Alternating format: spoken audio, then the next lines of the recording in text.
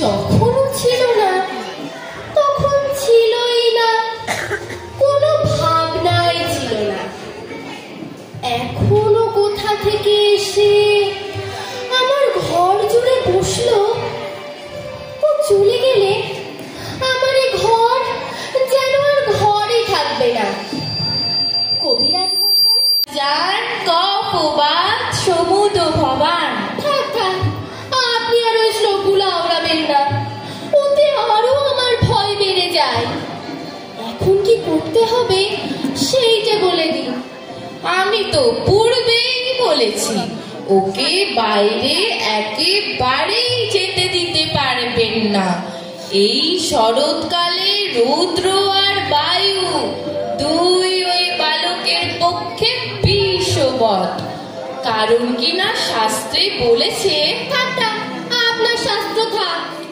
আজ তবে উঠি দত্ত মশাই।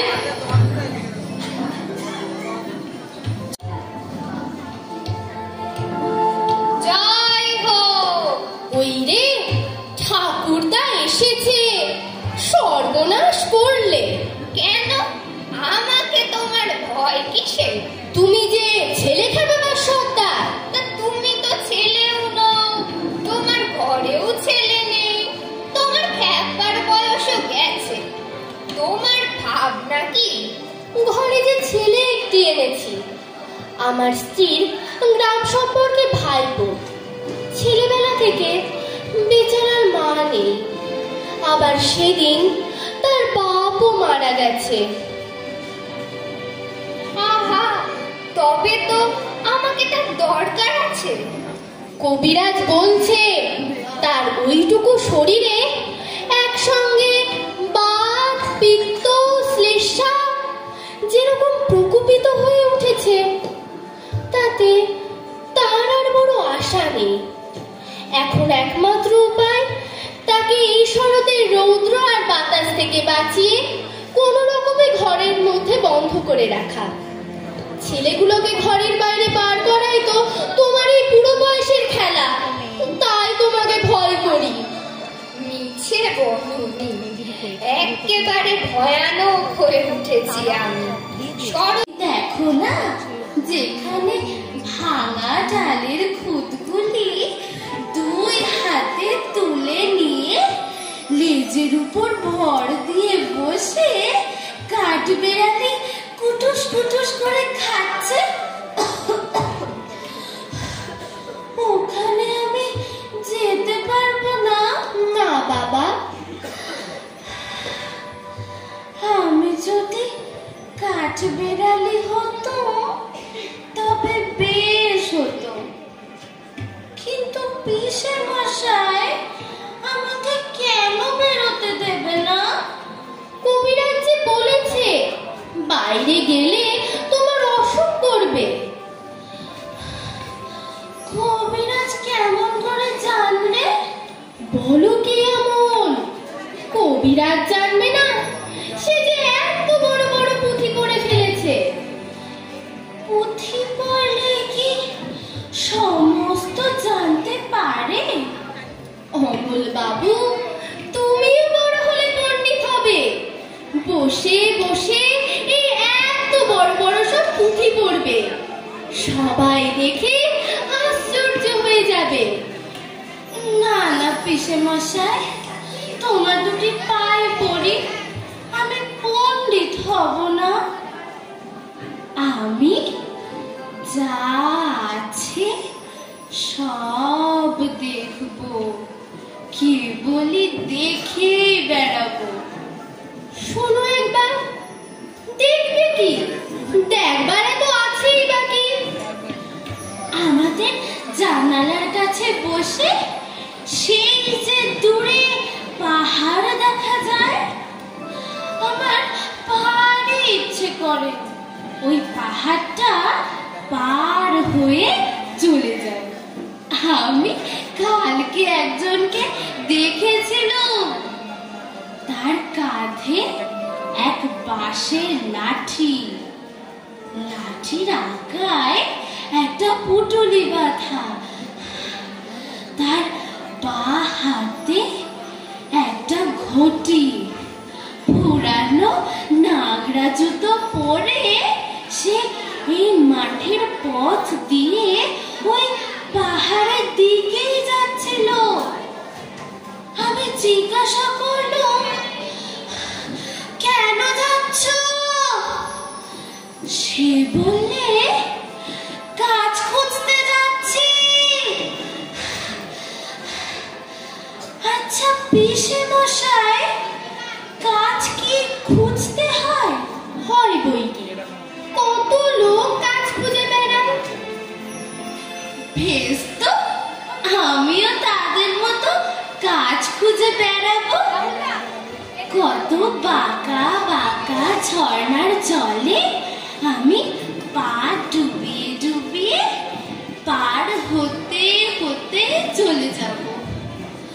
দুপুর বেলায় সবাই যখন ঘরে দরজা বন্ধ করে শুয়ে আছে, তখন আমি কোথায়, কত দূরে, কেবল কাজ খুঁজে খুঁজে বেড়াতে বেড়াতে চলে যাব। আচ্ছা বেশ, আগে তুমি ভালো হও, কিন্তু তুমি অমন করে যে এসে বিদেশি লোককে ডেকে ডেকে কথা বলো না। না পিসে মশাই, বলবো না। আমি রাস্তার ধারের এই ঘরটিতেই বসে থাকবো। আচ্ছা।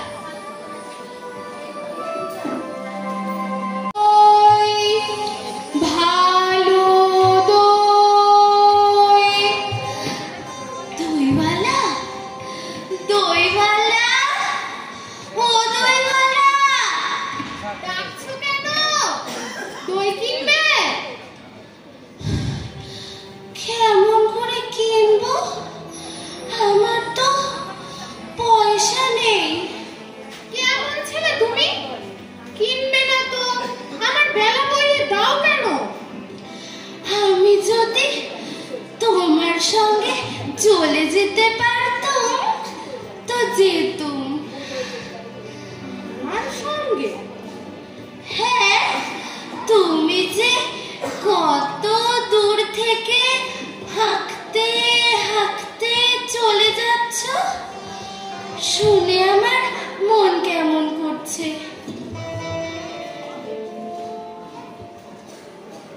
বাবা, তুমি এখানে বসে কি করছো? কবিরাজ আমাকে বেরোতে বারণ করেছে, তাই আমি সারাদিন এইখানেই বসে থাকি। আহা, বাছা তোমার কি হয়েছে? আমি তো জানি নে, কবিরাজ আমাকে বেরোতে বারণ করেছে। আমি তো কিছু পড়িনি, তাই আমি জানি না আমার কি হয়েছে। দইওয়ালা, তুমি কোথা থেকে আসছো? আমাদের গ্রাম থেকে আসছি। তোমাদের গ্রাম? অনেক দূরে তোমাদের গ্রাম? আমাদের গ্রাম সেই পাঁচমুড়া পাহাড়ের তলায়, সামনে নদীর ধারে। পাঁচমোড়া পাহাড়, সামলি নদী?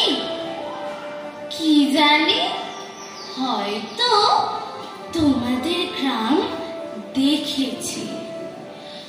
কবে সে আমার মনে পড়ে না। তুমি দেখেছো?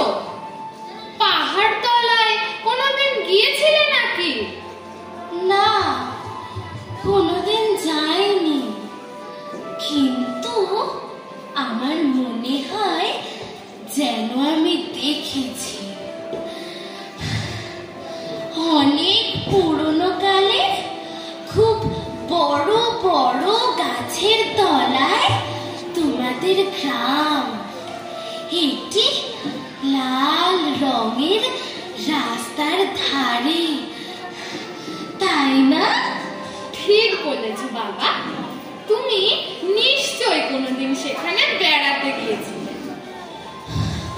সত্যি বলছি তো ওইবেলা আমি একদিনও সেখানে যাইনি। কবিরাজ যেদিন আমাকে বাইরে যেতে বলবে সেদিন তুমি নিয়ে যাবে তোমাদের গ্রামে।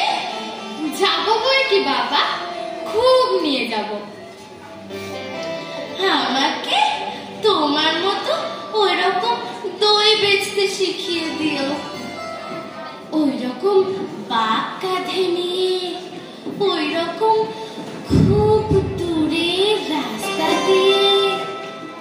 মরে যাই, দই বেচতে যাবে কেন বাবা? এই এত এত পুঁথি পড়ে তুমি মস্ত পণ্ডিত হয়ে উঠবে। না না, আমি কখনো পণ্ডিত হব না। আমি তোমাদের রাঙা রাস্তার ধারে তোমাদের বুড়ো বটের তলায় গোয়ালপাড়া থেকে দই নিয়ে এসে দূরে দূরে গ্রামে গ্রামে বেচে বেচে বেড়াবো। ওই যে কিরকম করে তুমি বলো, দই দই ভালো দই, আমাকে সুরটা শিখিয়ে দাও। হায় পোড়া কপাল, এ সুরও কি শেখবার সুর? না না, ও আমার শুনতে খুব ভালো লাগে। বাবা, এই এক ভাঁড় দই তুমি খাও। আমার তো পয়সা নেই।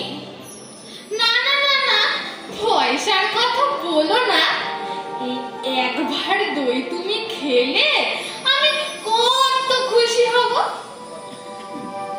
তোমার কি অনেক দেরি হয়ে গেল দইওয়ালা? কিচ্ছু দেরি হয়নি বাবা, আমার কোনো লোকসান হয়নি। দই বেচতে যে কত সুখ সে আমি তোমার কাছে শিখে নিলাম। দই দই ভালো একটিবার শুনে যাও না প্রহরী।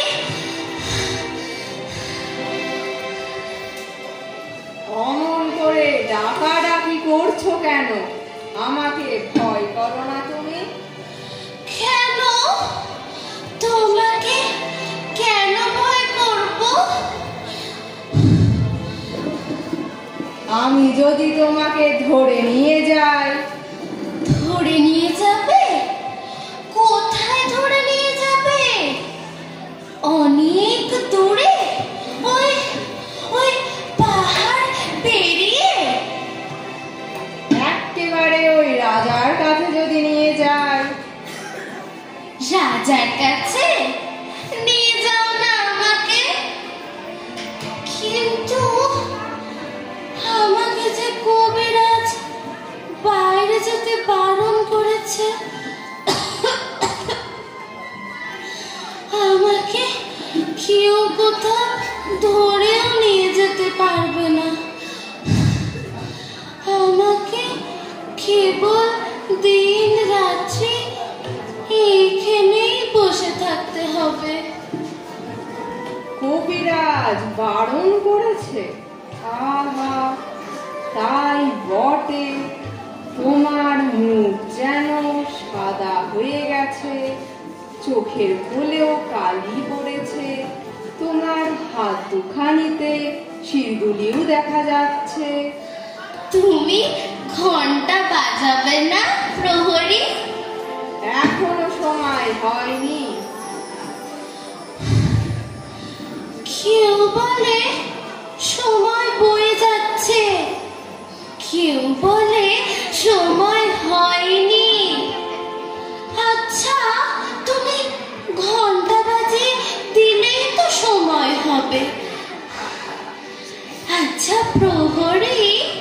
বাবা?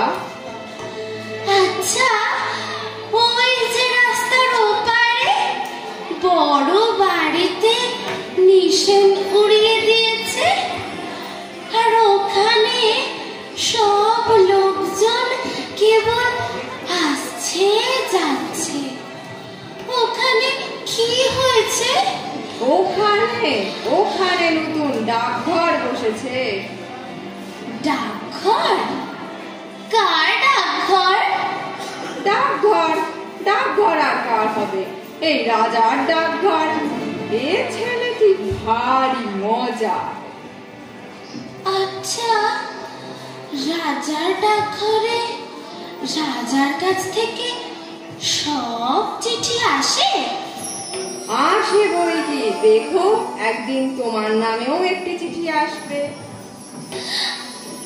আমাকেও তিনি চিঠি লিখবেন? তুমি কেমন করে জানলে? তা নইলে তিনি ঠিক তোমার এই খোলা জানলাটার সামনেই অত বড় একটা সোনালী রঙের নিশান উড়িয়ে ডাকঘর খুলতে যাবেন কেন? ছেলেটাকে আমার বেশ লাগছে। আচ্ছা, রাজার কাছ থেকে আমার নামে চিঠি এলে আমাকে খেয়ে এনে দেবে? রাজার যে অনেক ডাকঘর করা আছে। ডাকঘর করা?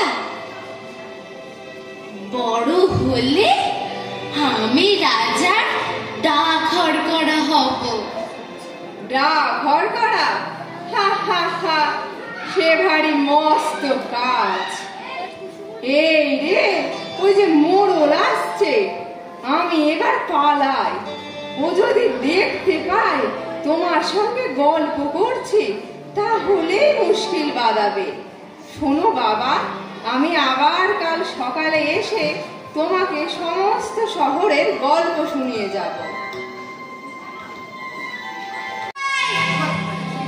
একটা কথা শুনে যাও। কে রে রাস্তার মধ্যে আমাকে ডাকাডাকি করে? কোথাকার বাদর এটা? তুমি তুমি মোড়ল মশাই? তোমাকে তো সবাই মানে। হা হা, মানে বই কি, খুব মানে। রাজার ডাকঘর করা তোমার কথা শোনে? না শুনে তার প্রাণ বাঁচে? বাস রে, সাধ্য কি? তুমি ডাকঘর করাকে বলে দেবে আমার নাম অমর, আমি এই জানলার কাছটাতেই বসে থাকি। কেন বলো দেখি? আমার নামে যদি চিঠি আসে। তোমার নামে চিঠি? তা তোমাকে কে চিঠি লিখবে খোকা? রাজা যদি চিঠি লেখে তাহলে? হা হা হা, এই ছেলেটি তো কম নয়। রাজা তোমাকে চিঠি লিখবে? তা লিখবে বই কি, তুমি যে তার পরম বন্ধু। মোড়ল মশাই, তুমি অমন করে কথা করছো কেন? তুমি কি আমার উপর রাগ করেছো? তোমার উপর রাগ করব? এত সাহস আমার? রাজার সঙ্গে তোমার চিঠি চলে? ওরে ছোড়া, বেশ শীঘ্রই যাতে রাজার চিঠি তোদের বাড়িতে আসে তার বন্দোবস্ত আমি করছি। দাঁড়াও না ভাই। আমার কি আর দাঁড়াবার জো আছে? বেলা বয়ে চলেছে। তোমার দাঁড়াতে ইচ্ছে করছে না? আমারও এখানে আর বসে থাকতে ইচ্ছে করে না। তোমাকে দেখে আমার মনে হচ্ছে যেন সকাল বেলাকার তারা। তোমার কি হয়েছে বলো তো? আমি তো জানি নে, কবিরাজ আমাকে বেরোতে বারণ করেছে। আহা, তবে বেরিও না, কবিরাজের কথা মেনে চলতে হয়, দুরন্তপনা করতে নেই, তাহলে লোকে দুষ্টু বলবে। বাইরের দিকে তাকিয়ে তোমার মন ওরকম ছটফট করছে, তাই না? আমি বরঞ্চ তোমার এই আধখানা দরজা বন্ধ করে দিই। না না, বন্ধ করো না, এখানে আমার আর সব বন্ধ, কেবল এইটুকুই খোলা। তুমি কে বলো না? আমি তো তোমাকে চিনি নে। আমি সুধা। সুধা? জানো না, আমি এখানকার মালিনীর মেয়ে। তুমি কি করো? সাজি ভরে ফুল তুলে নিয়ে এসে মালা গাঁথি। এখন ফুল তুলতে চলেছি। ফুল তুলতে চলেছ? তাই তোমার পা দুটি অমন খুশি হয়ে উঠেছে। তুমি আমার পারুল দিদি হবে? কি বুদ্ধি তোমার! পারুল দিদি আমি কেমন করে হব? আমি তো সুধা, আমি শশী মালিনীর মেয়ে। যাই, বেলা বয়ে যাচ্ছে, দেরি হলে ফুল আর পাবো না। আমার সঙ্গে আর একটু গল্প করো না, আমার খুব ভালো লাগছে। আচ্ছা বেশ, তুমি দুষ্টুমি করো না, লক্ষ্মী ছেলে হয়ে এখানে স্থির হয়ে বসে থেকো। ফুল তুলে ফেরবার পথে আমি তোমার সঙ্গে গল্প করে যাব। আর আমাকে একটি ফুল দিয়ে যাবে? ফুল অমনি অমনি কেমন করে দেব? দাম দিতে হবে যে। দাম? আমি যখন বড় হব তখন তোমাকে দাম দেব। আমি কাজ খুঁজতে চলে যাব ওই ঝর্ণা পার হয়ে, তখন তোমাকে দাম দিয়ে যাব। আমাকে ভুলো না, আমার নাম অমল, মনে থাকবে তোমার? না, ভুলবো না, দেখো মনে থাকবে। আজ আর আমার সেই জানলার কাছেও যেতে পারবো না।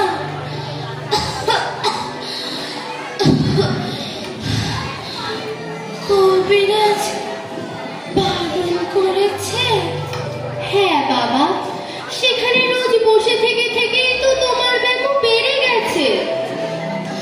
না পিসেমশাই, না, আমার ব্যামোর কথা আমি কিছুই জানি নে, কিন্তু সেখানে থাকলে আমি খুব ভালো থাকি। পিসেমশাই, আমার সে ফকির হয়তো আজ আমাকে জানলার কাছে না দেখতে পেয়ে চলে যাবে। ফকির? তোমার আবার ফকির কে? সেই যে রোজ আমার কাছে এসে নানা দেশ বিদেশের গল্প বলে যায়, শুনতে আমার ভারী ভালো লাগে। কই, আমি তো কোনো ফকিরকে জানি না। ঠিক তার আসবার সময় হয়েছে, তোমার পায়ে পড়ে তুমি তাকে একটিবার বলে এসো না, সে যেন আমার ঘর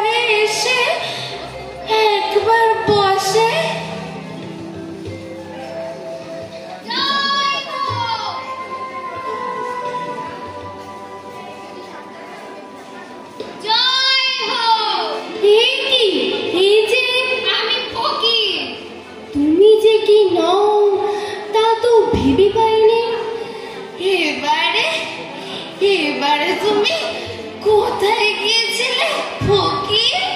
আমি ক্রৌঞ্চদ্বীপে গিয়েছিলাম, সেইখান থেকে এই মাত্র আসছি। ক্রৌঞ্চদ্বীপে? এতে আশ্চর্য হও কেন? তোমাদের মতো আমাকে পেয়েছো? আমার তো যেতে কোনো খরচ নেই, আমি যেখানে খুশি যেতে পারি। তোমার ভারী মজা। আমি যখন ভালো হব তখন তুমি আমাকে চেলা করে নেবে বলেছিলে, মনে আছে ফকির? খুব মনে আছে। বেড়াবার এমন সব মন্ত্র শিখিয়ে দেব যে সমুদ্রে, পাহাড়ে, অরণ্যে কোথাও কিছুতে বাধা দিতে পারবে না। ক্রৌঞ্চদ্বীপ কিরকম দ্বীপ আমাকে বলো না ফকির? সে ভারী আশ্চর্য জায়গা, সে পাখিদের দেশ, সেখানে মানুষ নেই। তারা কথা কয় না, চলে না, তারা শুধু গান গায় আর ওড়ে। আমি যদি পাখি হতো তাহলে একটা ভারী মুশকিল হতো। শুনলাম তুমি নাকি দইওয়ালাকে বলে রেখেছো বড় হলে তুমি দই বিক্রি করবে। পাখিদের মধ্যে তোমার দইয়ের ব্যবসাটা তেমন বেশ জমতো না, তাতে বরং তোমার বেশ লোকসানি হতো। না, আর তো আমার চললো না।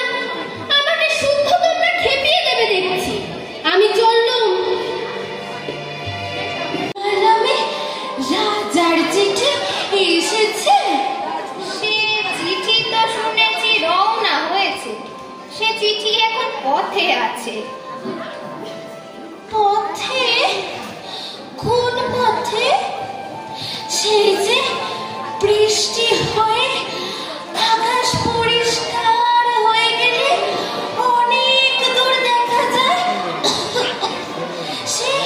সেই ঘন বনের পথে। তবে তো তুমি সব জানো দেখছি। আমি সব জানি ফকির? তাই তো দেখছি। তোমার মতো অমন নবীন চোখ তো আর আমার নেই, তবুও তোমার দেখার সঙ্গে সঙ্গে যেন আমিও দেখতে পাচ্ছি। আচ্ছা, যার ডাকঘর তুমি, সেই রাজাকে জানো? জানি বই কি, আমি যে তার কাছে রোজ ভিক্ষা নিতে যাই। সে তো বেশ। আমি ভালো হয়ে উঠলে আমিও তার কাছে ভিক্ষা নিতে যাব। পারবো না যেতে? বাবা, তোমার আর ভিক্ষার দরকার হবে না, তিনি তোমাকে যা দেবেন অমনি দিয়ে দেবেন।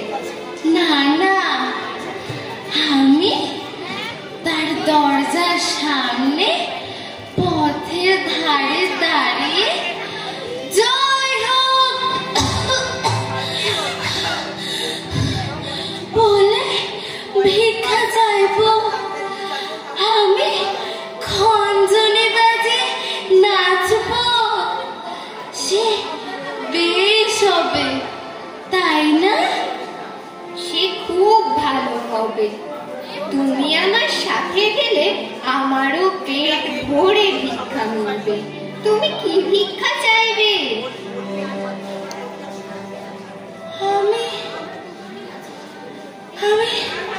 বলবো আমাকে তোমার ডাকঘর করা করে দাও। আমি লণ্ঠন হাতে ঘরে ঘরে তোমার চিঠি বিলি করে বেড়াবো।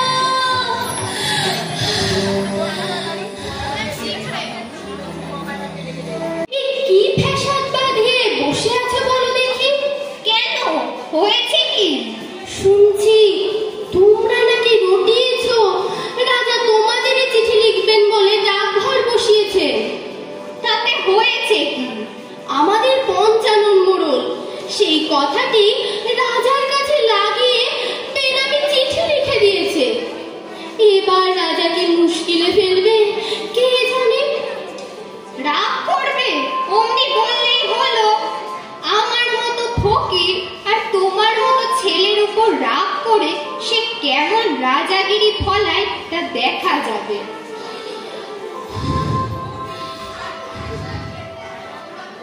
দেখো ফকির,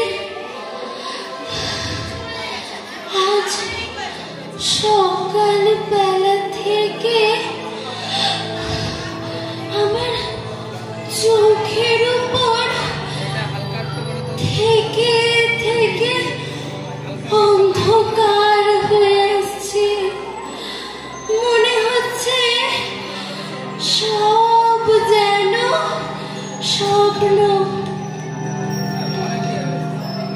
কথা কইতে আর ইচ্ছে করছে না, একেবারে চুপ করে বসে থাকতে ইচ্ছে করছে। রাজার চিঠি কি আসবে না? এখনই এই ঘরে যদি সব মিলিয়ে যায়, যদি আসবে, রাজার চিঠি আজই আসবে।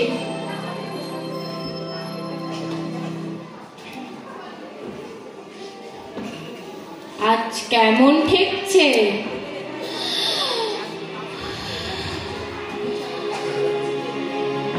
কবিরাজ মশাই, আজ খুব ভালো বোধ হচ্ছে।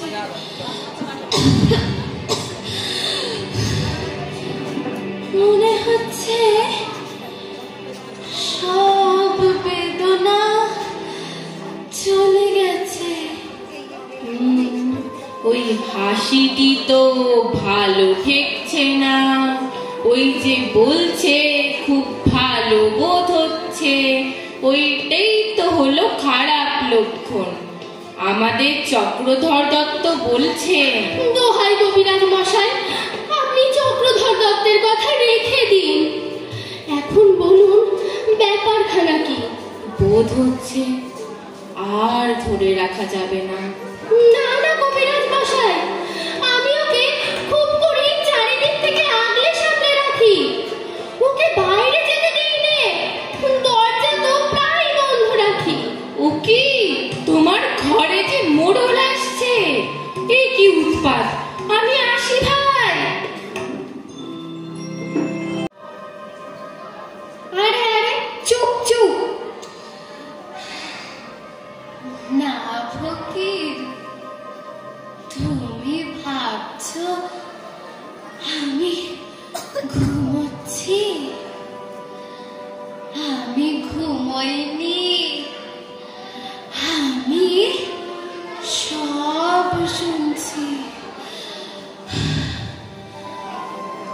আমি যেন অনেক দূরের কথাও শুনতে পাচ্ছি। আমার মনে হচ্ছে আমার মা, আমার বাবা যেন শিয়রের কাছে কথা করছেন। ওহে মাধব দত্ত, আজকাল তোমাদের যে খুব বড় বড় লোকের সঙ্গে সম্বন্ধ। বলেন কি মোড়ল মশাই? এমন পরিহাস করবেন না, আমরা যে নিতান্তই সামান্য লোক।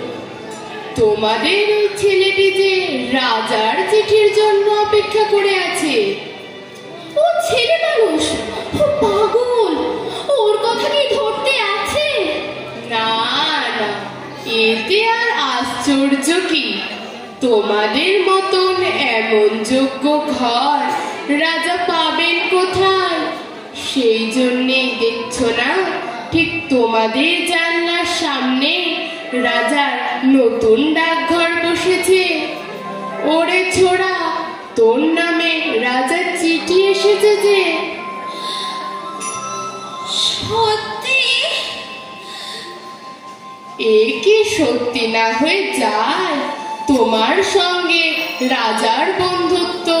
হা হা হা, এই যে তার চিঠি। আমাকে ঠাট্টা করো না ফকির, ও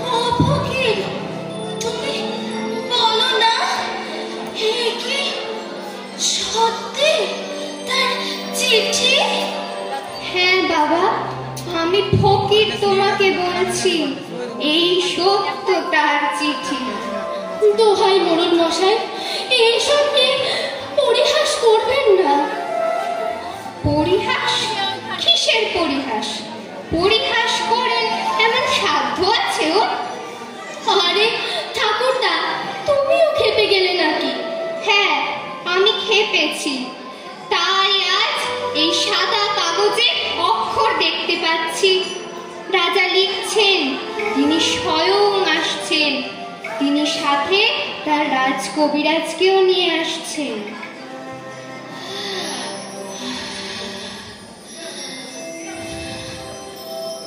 মোড়ল মশাই,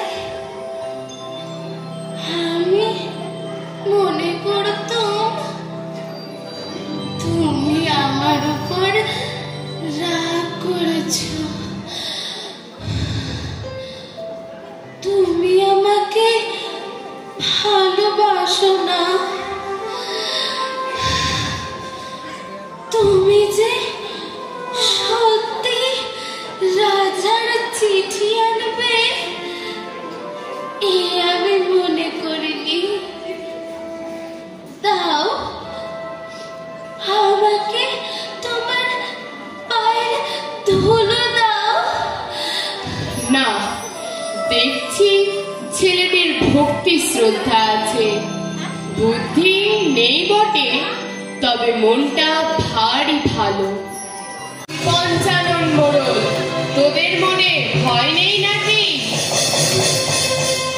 দেখো একবার, শব্দ থেমেছে। পঞ্চাননের আওয়াজ পেলে আর রক্ষা নেই, যত বড় ডাকাতি হোক না কেন। দ্বার যে ভেঙে ফেলেছে, তাই আর শব্দ নেই। মহারাজ আজ রাত্রে আসবে। কি সর্বনাশ! কত রাত্রে দুধ, কত রাত্রে? আজ 2 প্রহর রাত্রে। যখন আমার বন্ধু প্রহরী নগরের সিংহদ্বারে ঘন্টা বাজাবে ঢং ঢং ঢং, তখন? হ্যাঁ, তখন রাজা তার বালক বন্ধুটিকে দেখবার জন্য তার সকলের চেয়ে বড় কবিরাজকে পাঠিয়েছেন।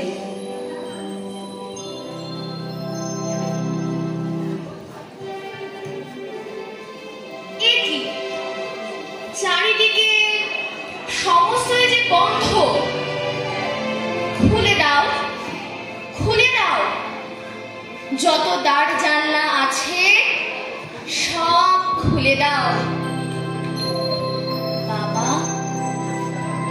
কেমন বোধ করছো?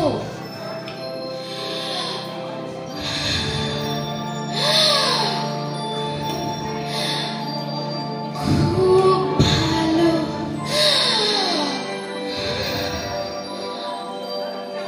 খুব ভালো।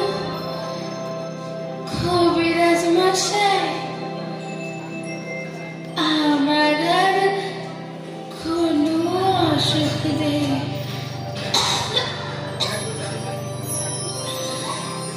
কোনো বেদনা নেই।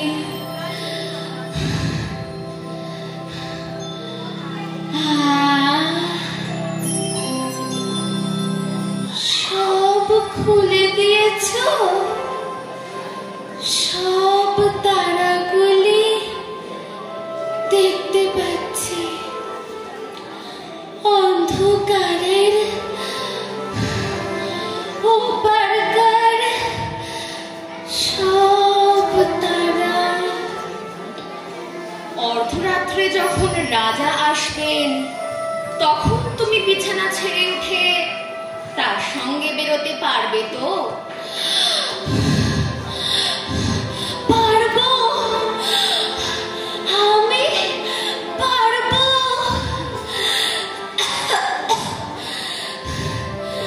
বেরোতে পারলে আমি বাঁচি। আমি রাজাকে বলবো, এই অন্ধকার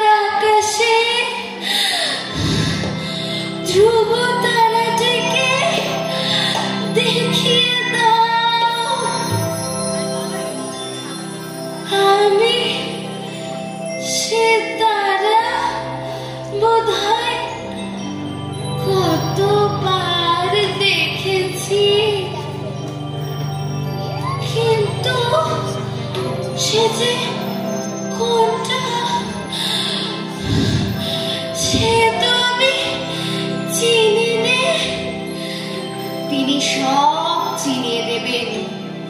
মাধব, এই ঘরটি রাজার আগমনের জন্য পরিষ্কার করে ফুল দিয়ে সাজিয়ে রাখো। কিন্তু ওই লোকটিকে তো আর এ ঘরে রাখা চলবে না। না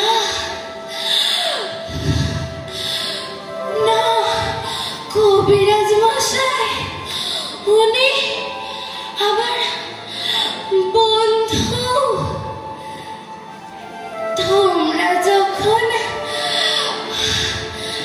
আসনি, উনি আমাকে রাজার চিঠি এনে দিয়েছিলেন। আচ্ছা বাবা, উনি যখন তোমার বন্ধু, তখন উনিও এ ঘরে রইলেন। বাবা, রাজা তোমাকে ভালোবাসেন, তিনি স্বয়ং আজ আসছেন। তার কাছে আজ কিছু প্রার্থনা করো। আমাদের অবস্থা তো ভালো নয়, জানো তো সব।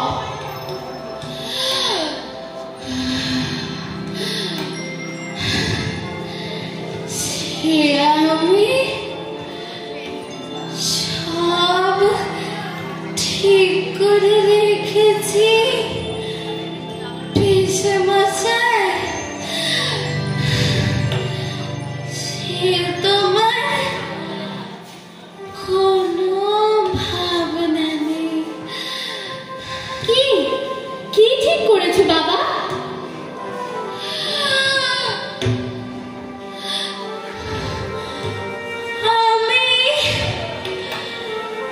আমি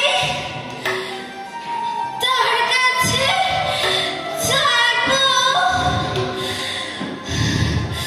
তিনি যেন আমাকে তার ডাকঘরের হরকরা করে দেন।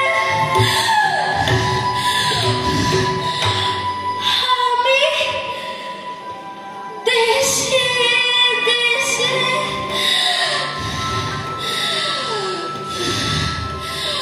ঘরে ঘরে তার চিঠি বিলি করব।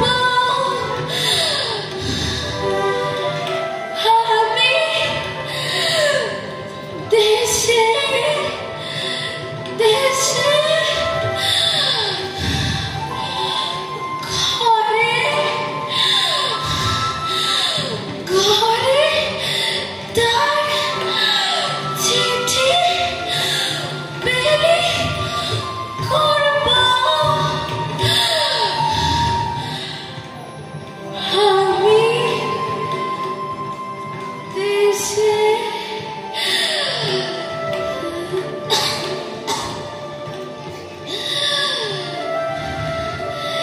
দেশে দেশে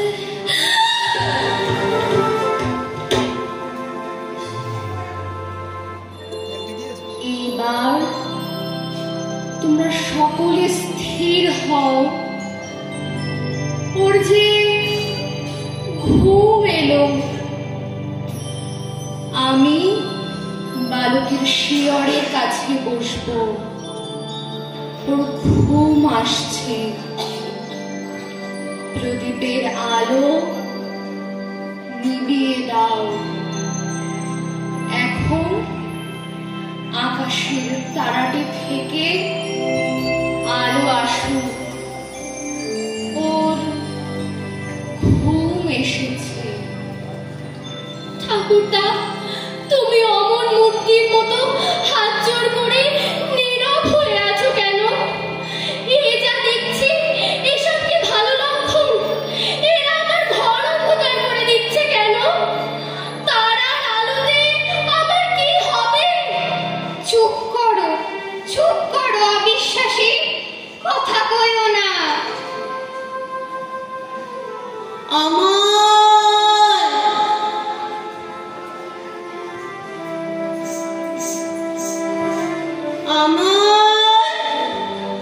ও যে ঘুমিয়ে পড়েছে। ঘুমিয়ে পড়েছে। আমি যে ওর জন্য ফুল এনেছি, ওর হাতে কি দিতে পারবো না? আচ্ছা, দাও তোমার ফুল। ও কখন জাগবে? এখনই, যখন রাজা এসে ওকে ডাকবে। তখন তোমরা ওর কানে কানে একটি কথা বলে দিতে পারবে? কি বলবো? বলো যে